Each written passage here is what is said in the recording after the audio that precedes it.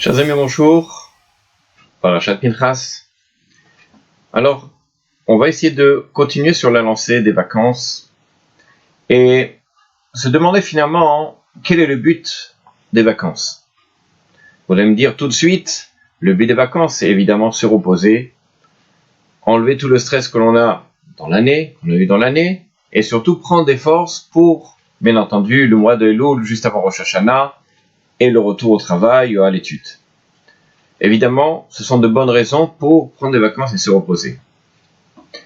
Mais l'autre question est de savoir, est-ce que c'est vraiment ça que l'on a besoin pendant les vacances? Toute l'année, nous passons notre temps ou à travail, ou à l'étude, Baruch Hashem, et on passe très peu de temps avec la famille, avec la maman, le papa, les enfants. Alors évidemment, les vacances sont là, la capacité justement de retrouver la famille dans un autre contexte que celui des fêtes. Parce que souvent pendant les fêtes, on a des invités, on a les grands-parents, on a d'autres personnes qui viennent et qui rentrent dans le décor de la famille. Les vacances sont souvent le moment où l'on se réunit, en principe, seul avec les enfants. Alors évidemment, c'est le moment idéal pour reformer, on va dire comme ça, le couple, pour pouvoir, on va dire, renforcer les liens avec les enfants, être capable de parler avec eux, de prendre du temps, de les écouter surtout, et de savoir quels sont les problèmes qu'ils ont rencontrés dans l'année pour que, Bezrat Hashem, l'année suivante, on puisse leur donner des solutions. Le problème, c'est que justement, les vacances sont là pour non seulement que les parents puissent dire sortez, maintenant j'ai envie de me reposer, et les enfants sont voués à eux-mêmes dans les jardins, dans tout ce que peut proposer une station de vacances. Et le problème est là, c'est que le contact avec les parents, il n'existe pas. Et plus que ça, c'est que les enfants donc sont livrés à eux-mêmes, rencontrent des personnes qui parfois ne sont pas des bonnes rencontres, voient des choses qui ne sont pas forcément des choses qui sont bien, et finalement, cette semaine, ou ces 10 jours, ou peu importe 2 semaines de vacances que l'on prend, ce sont des instants qui, malheureusement, non seulement sont perdus, mais parfois sont transformés, on va dire comme ça, négativement dans la notion d'éducation. Alors, comment y remédier?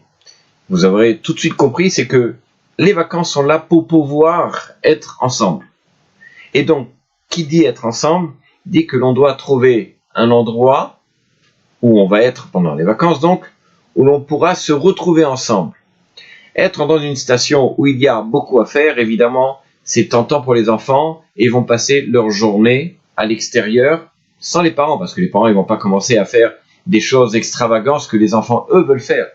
Et donc, finalement, les parents verront leurs enfants qu'au moment du repas, ou le soir même, et finalement, il n'y aura aucun contact entre les parents et les enfants, et parfois, comme je vous ai dit, les rencontres sont malheureusement pas souvent les meilleures pour les enfants.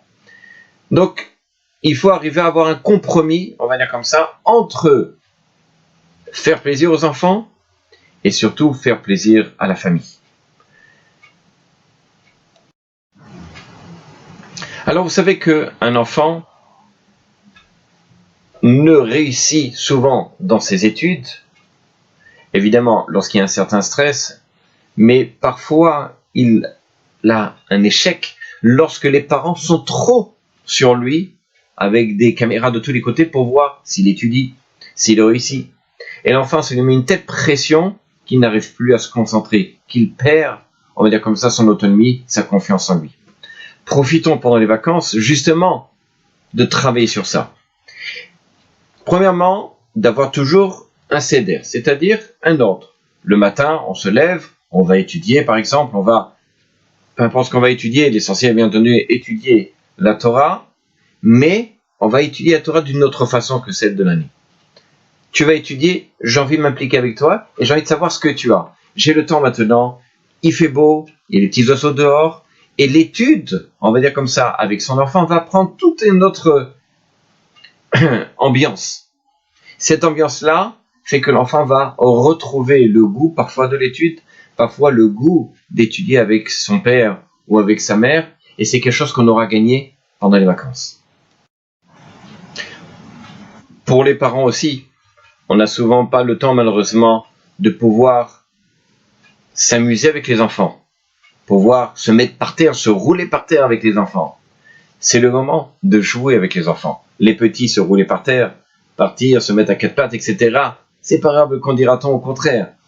Avec les grands, effectivement, on n'a pas envie de sortir, on a envie de se délasser, se reposer, profiter avec les enfants, de faire des activités. Une activité des enfants, c'est participer dans la vie des enfants. Participer dans la vie, c'est redonner confiance à l'enfant et lui-même va avoir cette envie de se confier à son papa. On aura encore gagné quelque chose pendant les vacances. Je dirais, et enfin, ce que dit le Chazon Ish, quelque chose d'assez important qui, on va dire comme ça, peut s'appliquer à ce que l'on dit. Il dit comme ça. Quelle est la hanaga, le comportement dans une yeshiva? Hanaga rishona liyot meod meod ba'achilat tanuk. Il dit de faire très très attention. De savoir que lorsque l'on mange, lorsque l'on fait des actes, on va dire comme ça, profanes, des actes manger, s'amuser, ça doit être des actes dans lesquels il y a un but. Ce but-là, c'est se reposer et non pas, on va dire comme ça, de ta'ava, de désir. Je veux manger parce que je kiffe, allez, donne-moi ça. Pourquoi? Il dit le Chazon Ish. Yesh avav tuma. Il y a ce qu'on appelle l'impureté, la grande impureté. Il y a le père des impuretés,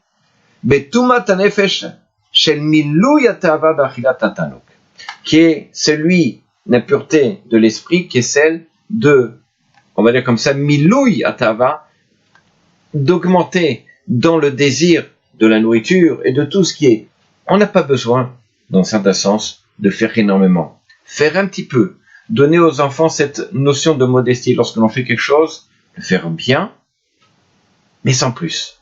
Lorsqu'on va donner à manger, on n'a pas besoin de remplir la table de mets excellents, etc. On a besoin de donner juste certaines choses à manger qui sont bonnes, qui sont différentes peut-être de l'année, mais sans exagérer.